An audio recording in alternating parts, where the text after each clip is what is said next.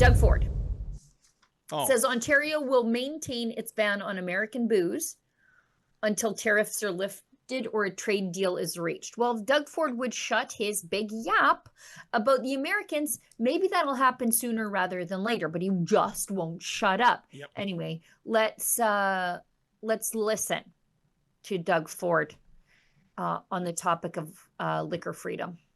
What's the plan for the ban on American booze? I apologize, ban on? American booze. Well, it's still going to be banned until they cut the tariffs or we make a deal with them. It's not coming on our shelves. So if our wine is up over 67%, wine sales for Ontario. So thank you. So just to clarify, if tariffs are removed or if there's a deal, if there's a deal, another USMCA deal, which I don't think is going to happen for the next few months, but you never know with President Trump. He could pull the carpet out from underneath us in a heartbeat like he has before, or they get rid of their tariffs, and then we'll bring the booze back into the LCBO. And if they don't, then they aren't getting any booze on our shelves. Okay. And just to follow up on that, the liquor board in Quebec is saying they're going to have to dump some American alcohol because it's going to expire soon. Yeah. Do you guys have any plans for that? Have you heard anything about possible expiration? Like, are we going to have to dump some alcohol? Well, I think we still have a few months. That's a good question. Thank you. We still have a few months before anything expires, and we'll take it from there. Sheila, I'm about to explode here. If Doug you need Ford, American booze, just order it from Alberta. Yeah. Doug Ford and his beloved, dearly departed brother, Rob Ford, and no, they were not two peas in a pod. No. I think one of the most successful political slogans of our young century was respect for taxpayers. What we see from Doug Ford is constant disrespect. He took $1 billion of U.S. booze off the LCBO shelves, whether it's Kentucky bourbon or California wines, and it was all about creating a photo op. That's right, a $1 billion photo op. Oh, but it gets worse. Where is that booze? It's in warehouses. Right. Every day. He could have sold it down. He could have sold it down and then said, and I disagree with not ordering the American alcohol, but he could have sold it down, but now it's stranded asset, dead stock. They're paying to store it somewhere, and then they're going to pour it out. And Sheila, hear me out on this point. Even if you believed in an embargo, that's it, California, Kentucky, you are states non grata for your alcohol products. Why not do this? You sell off the bought and paid for stock. Yeah, exactly. And then when it's gone, baby, and you don't reorder it. I mean, I'm not a Harvard MBA. I can figure that out. Yeah, it makes no sense. And maybe it's just for spite. I'm a person that is highly motivated by spite, but my spite only costs me something, right? Like if I'm not buying something for spite, or if I'm doing something for spite, or just to show so-and-so what's what, it only comes out of my pocket, right? This is the taxpayers' money that he is literally pouring down the sink is the plan. Exactly. Well, not you, because you're an Albertan, but me and all my Ontarians, we're the shareholders of this Crown Corporation. And how dare this guy yank this booze, as I said, to do a $1 billion photo op to make him look like he's talking tough.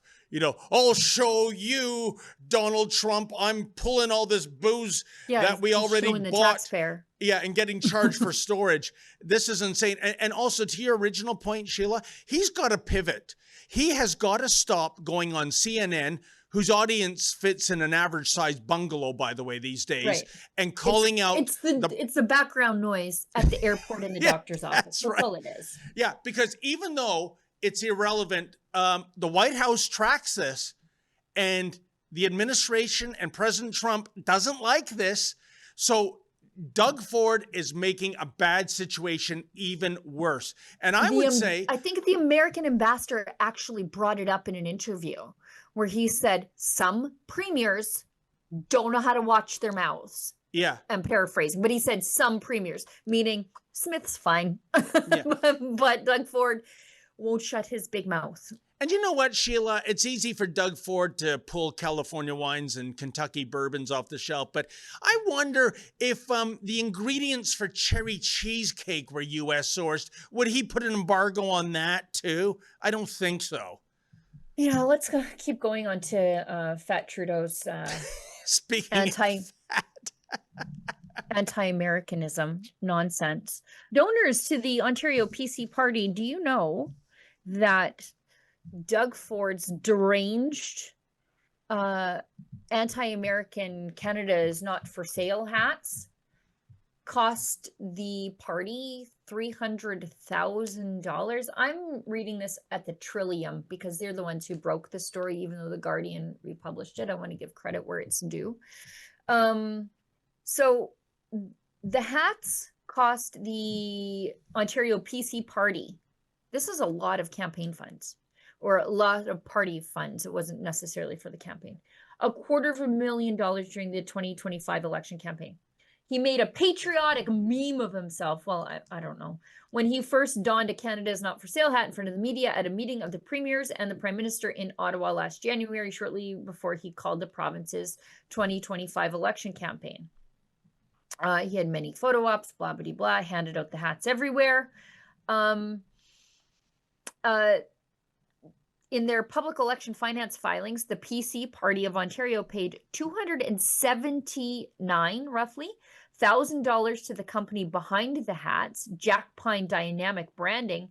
During the campaign period, the party also transferred over 600 toques, bought for $23.19 each before the campaign to the campaign. Then